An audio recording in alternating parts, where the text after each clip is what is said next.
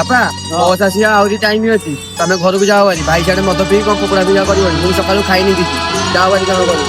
ହଉ ଠିକ ଅଛି, ତୁ ସେଠି ପହଞ୍ଚିକି କଲ୍ କରିବୁ, ମୁଁ ଯାଉଛି ଘରକୁ ହେଲା। ହଉ। ଗୋଟେ ପହଞ୍ଚିଲା ନା ନାଇଁ କେଜାଣି ଅଫିସରେ, ମୁଁ ଯାଏ ଟିକେ କାହ୍ନାକୁ କହିବି ଟିକେ କଲ୍ କରିବ ତାକୁ। କଣ ହଉଛି ଏ ଘରେ?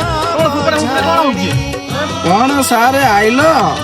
ସବୁ ତ ସେଇ ସାନ ପୁଅକୁ ଦେଲ, ମୋ ପାଇଁ ତ କିଛି ନାହିଁ, ଘରେ ଖାଇବାକୁ ବି ନାହିଁ। ତୋତେ ମୁଁ କଣ ପାଇଁ ଦେବି ଖାଇବାକୁ? ତୁ ତ ସକାଳୁ ଉଠିକି ଯିବୁ ଯାଇକି ମଦ ପିଇବୁ, ତୁ ତୋର ଯାଇକି ରୋଜଗାର କରି ଆଣି ଖାଉନୁ। ଓହୋ, ରୋଜଗାର ନାଇଁ? ତମେ ଯେମିତି ସାନ ପୁଅ ପିଛାରେ ପଇସା ଖର୍ଚ୍ଚ କଲ, ତାକୁ ପାଠ ପଢେଇଲ, ମୋ ପିଛାରେ ସେମିତି ଖର୍ଚ୍ଚ କଲନି। ମୁଁ ପାଠ ପଢିଥାନ୍ତି, ଆଜି ରୋଜଗାର କରିଥାନ୍ତି, ଆଣିକି ଖାଇଥାନ୍ତି। ତୋତେ ମୁଁ ପାଠ ପଢେଇଲିନି? ତୋର ବା ପ୍ରାଇଭେଟ ସ୍କୁଲରେ ନାଁ ଲେଖେଇଲି, ତୁ ସେଠି ଗଣ୍ଡଗୋଳ କଲୁ, ମରାପିଟା କଲୁ, ତୋତେ ସାର୍ ଲାଷ୍ଟକୁ କାଢିଦେଲେ। ଆଉ କେମିତି ପଢେଇଥାନ୍ତି? ଦେଖ ତୋ ସାନ ଭାଇକି ଦେଖ ଯାଇକି।